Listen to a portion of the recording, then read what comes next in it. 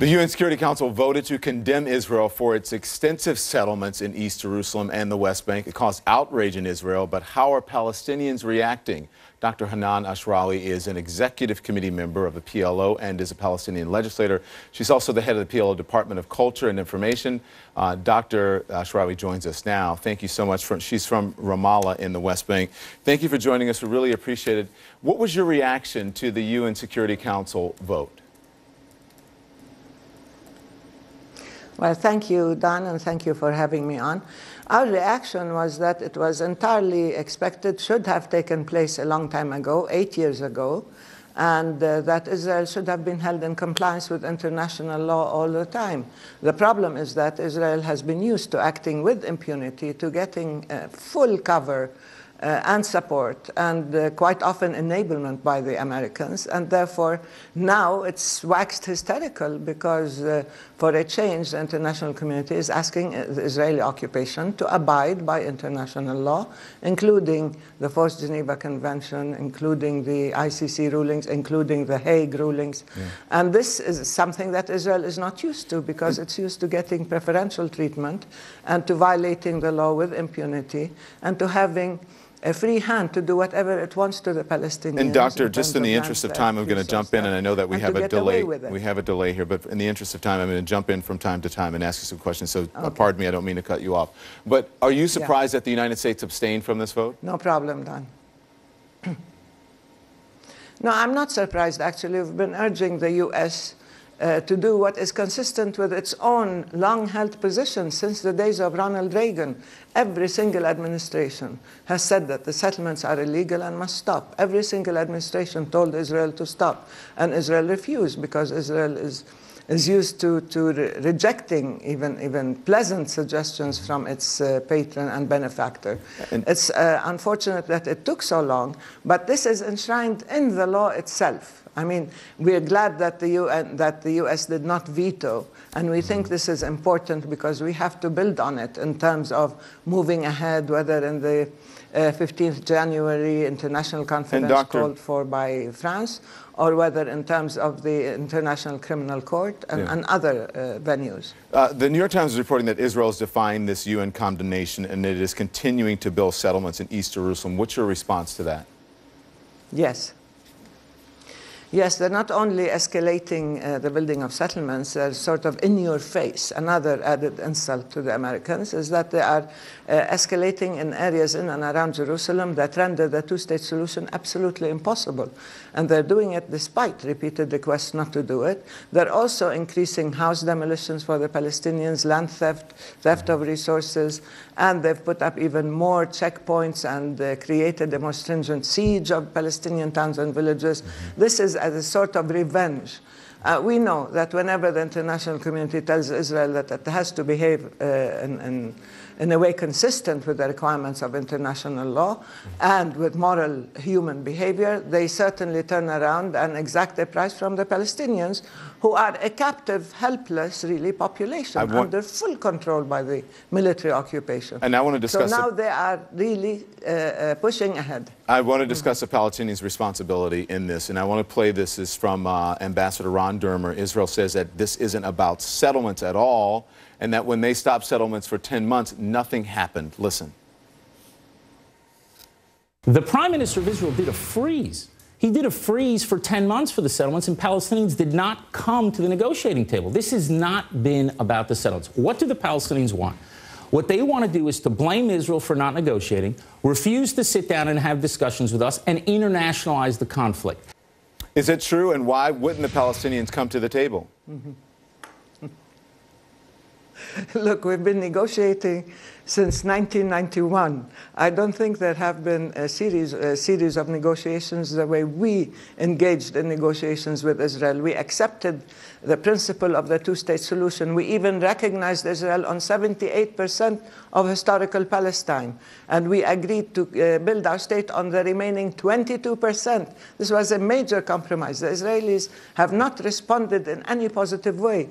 On the contrary, they are now busy stealing the land of the Palestinian state, and then they blame the Palestinians because we don't accept the fact that settlements are being built on our land, which would destroy the chances of peace. Now, when they talk about cessation of settlement activities, this is entirely misleading. They never stopped because they decided Jerusalem is theirs. They've annexed it illegally, so they don't stop in and around But again, Jerusalem. the Palestinian responsibility in all of this, Doctor, with all due respect, again, in the interest of time, because we all remember the ninth intifada that started back in September of 2015 and stretched into the beginning of this year. What should the Palestinian side be doing to make peace? I think we're trying our best to make peace in every possible way. We have signed agreements that we abided by. The problem is that you cannot enslave a whole nation and treat it like subhuman species with the most racist, hardline, extremist, violent government in history, and then ask them to lie down and die quietly. Whenever a single Palestinian lashes out in reaction to his house being demolished, his family being killed or imprisoned, then automatically Palestinians are blamed and are called terrorists. But when the Israeli settlers and the Israeli government continue to wreak havoc and exercise systematic state terrorism against us, then we are told, what can we do? Is it time to recognize Israel as a Jewish state? The Palestinians want. We have recognized Israel in 1993 in the context of the signing of the agreement on the White House lawn, the declaration. Well, it depends. I mean, if you want to give religion to states, then this is against our principles. I don't recognize Islamic states. I don't recognize Christian states. I don't recognize Jewish states. A state is a state for all its citizens. It has to be democratic, inclusive, tolerant, and has to be genuinely representative of all its people. You cannot give added value to any people because of their religion or ethnicity. We want a Palestine that is totally democratic. We recognize the state of Israel. It should be happy with that. Now it wants added conditions. Let it go back to the UN and let it change its name and let it ask all the people who recognized it to recognize it again under a different name. Doctor, what do you think the prospects of peace are for its own victims to do under a president-elect Donald Trump? The prospects of peace.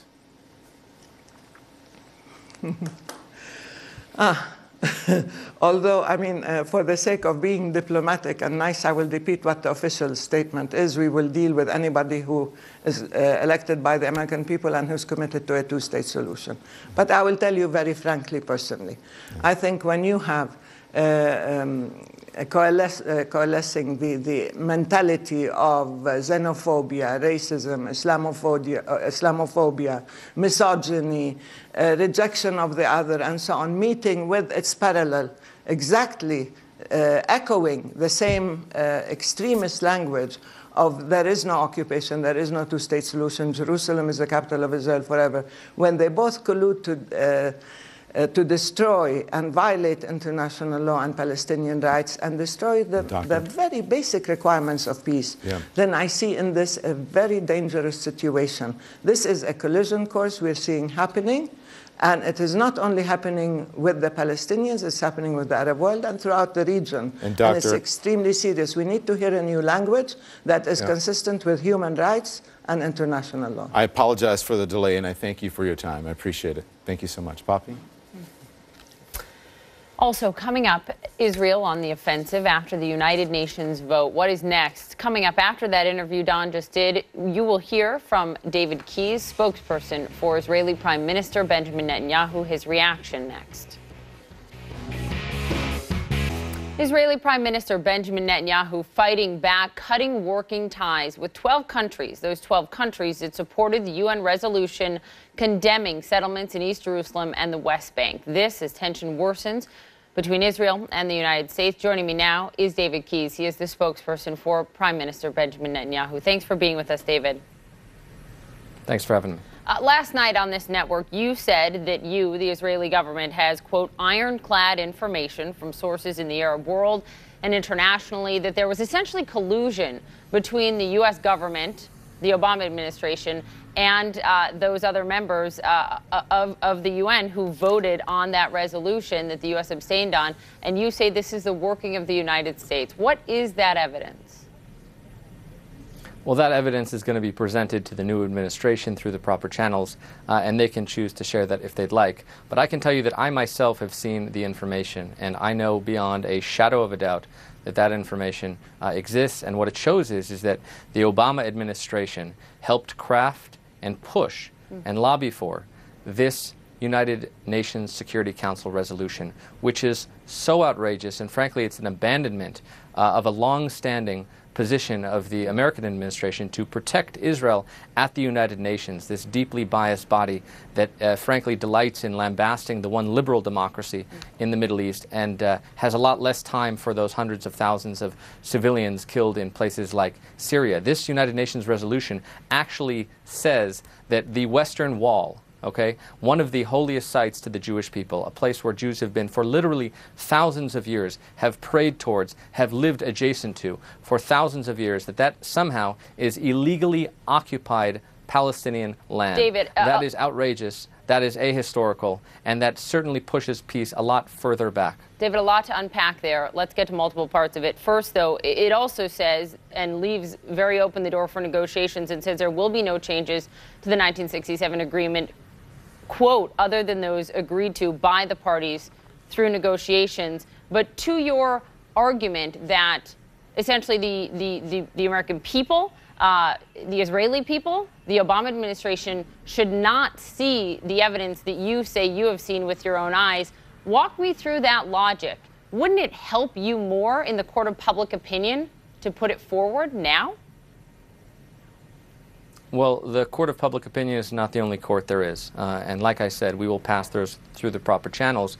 But having seen the information, I can tell you why is the current administration why is this administration that is in office for the next 24 days not the proper channels? Well, because this is the administration that was behind the crafting and implementation of the Security Council resolution. Why not? They know what they did. I'm having a hard time understanding the logic that you wouldn't put it out there for the world to see now. I understand that. Well, 60 Minutes and even great hosts like yourself are not the only calculation in what we decide to divulge or not divulge. But again, this is ironclad, as I said yesterday. I've seen it myself. There's no doubt whatsoever behind it. And frankly, it's deeply, deeply disappointing to the state of Israel, because you have a situation where the Palestinian Authority is frankly paying people who murder Israelis, naming soccer stadiums after mass murderers, refusing to meet with Israel's prime minister after hundreds and hundreds of calls to begin negotiations without any preconditions whatsoever today, here, and now. You know, Ramallah is just a few minutes away from here. President Abbas would simply need to come to Jerusalem. The prime minister invited President Abbas to the Knesset. He offered to go to the parliament in Ramallah. And all of our calls for peace and actual negotiations have been turned down. The question is, so let's why? Talk about the peace and the answer process. is deceptively simple. Let's talk about please. the peace process. We do expect to hear from U.S. Secretary of State John Kerry later this week, laying out his vision, his hopes for what is forward under the next administration. As you well know, in Paris on January 15th, 70 countries will get together for this peace summit. The Palestinians have said they support the conference. As far as we know up until now, unless you will say differently, Israel is not planning to attend. Why? Well, because what the internationalization of this conflict does is it gives the Palestinians an easy out, not to sit down and make the hard choices. You know, Israel has made peace successfully with Egypt and Jordan, two Arab neighbors of ours, and those peace treaties have lasted for decades. It has, but it has demanded one of the different things of reasons, the Palestinians, as you well know. In the peace accord with Egypt, in the peace treaty with Jordan, Israel did not demand that Israel be recognized as a Jewish state. Same thing when you normalize relations with Turkey. That is a demand, though, in the peace talks with the Palestinians. Why is it different? Well, it's different because the Palestinian narrative today, unfortunately, is based on the same Palestinian narrative from even several decades ago. And that is that there's no real place in this Middle East for even a tiny Jewish state. And that's why their maps talk about Tel Aviv and Jaffa as settlements, not outposts in the West Bank. That's why they're educating their children that eventually all of this land will be Palestinian. And that's actually what's at the core of this conflict, the persistent Palestinian refusal to accept any Jewish Jewish state whatsoever. And as if you want proof, the spokeswoman as you heard the doctor just tell Don Lemon, or if you didn't hear it, she said, we recognize the state. We do not recognize it as a Jewish state. She says there should be a separation of religion from the state. Some are pointing, as you well know, David, to the Palestinians using this UN Security Council resolution perhaps as part of their argument to potentially make a case in the ICC, in the International Criminal Court, against Israeli leaders. Do you believe that is the eventuality of is that part of what upsets the Netanyahu administration so much about this UN Security Council vote? Well, I hope it doesn't move in that direction, but it's nice that Hanan Ashrawi comes on CNN and talks about recognition, but you can also quote other advisors like Nabil Shath, who said, and I'll quote it in the original Arabic if you're curious, "Ussat dawlatain li sha'abain lan naqbal dhalik." 2 states for 2 peoples, we will never accept that. And it's really the 2 peoples part that is the differentiation here, because many leaders, like Tawfiq Tirawi, for example, will say, well, of course we want 1 state now, and eventually later we'll have the 2nd state as well. So all of this land will be ours. What a tragedy that we can't live at peace with our neighbors because of this horrific incitement. David Friedman, who the president-elect has tapped to be the ambassador to Israel, has said that he believes that a 2-state solution is more a narrative. He has not been supportive of a 2-state solution. A few more questions I want to get to. The New York Times front page today is reporting that you can ask him about that, but as the Prime Minister's spokesman, I can tell you that his position is clearly I understand what Netanyahu's position 2 states for 2 peoples living side by side. I understand that. I'd like to get some clarity on this New York Times front page report this morning, David, and that is that Israel is intending to build 600 new settlements in East Jerusalem, and that is what a top official is telling the New York Times is part of the first installment of 5,600 new settlements there. Is that true? I think what really needs to be discussed here is not the approval or not approval of a few hundred apartment buildings. No, but that's, David, that's my question. David, that's my question. Is the New York Times correct in their reporting this morning on that? I understand, but I just want to make a very quick point, and that is the following. Almost every time I come on television, someone will ask me about a handful of outposts going up, on the presumption that the presence of Jews in Judea is somehow a great barrier to peace. Over 1.5 million Arabs live inside of Israel as full citizens. They serve on the Supreme Court, they serve in the Knesset, they've reached the heights of business and the police force, etc., etc. That's not a barrier to peace at all. What that shows is what a pluralistic and open society looks like. And I sincerely hope that one day the basis of a Palestinian state will not have to be that as a precondition, first every Jew must leave that territory. And especially when you add to that the idea that Jerusalem is somehow an occupied place. That's what this UN resolution, to get back to the initial question, so you will not, and correct me if I'm wrong, confirm the New York Times reporting. Before I let you go, I'll ask you exactly what Don just asked in the last interview, and that is, what do you believe the prospects for peace are under President-elect Trump? Well, I think that it really depends on the Palestinians. I think American involvement can be a wonderful thing, and hopefully what that means is that they can convince the Palestinians at long last to accept a Jewish state in the Middle East and to cease this diplomatic war against Israel, whereby even an inch of Jewish sovereignty in the Middle East is too much. I'm actually very hopeful about the future. The Middle East is changing in many important ways, but what has to happen in order for peace to come about is that the Palestinian Authority needs to recognize Israel as a Jewish state. It needs to cease paying salaries to people who murder Israelis. It should stop naming soccer stadiums and schools and streets after mass murders, and it should accept Prime Minister Netanyahu's many calls to begin the peace process here and now. Peace is too important, and both Israelis and Palestinians deserve to live in peace with mutual recognition, and I'm very hopeful that in the future that can come about. David Keyes, we are all hoping for peace. I appreciate your time. Thank you. Thank you very much. We are just 24 days away from witnessing history when Donald Trump takes his oath, becoming the 45th president. What can we expect at the inaugural ceremony? We're going to get a sneak peek from a member of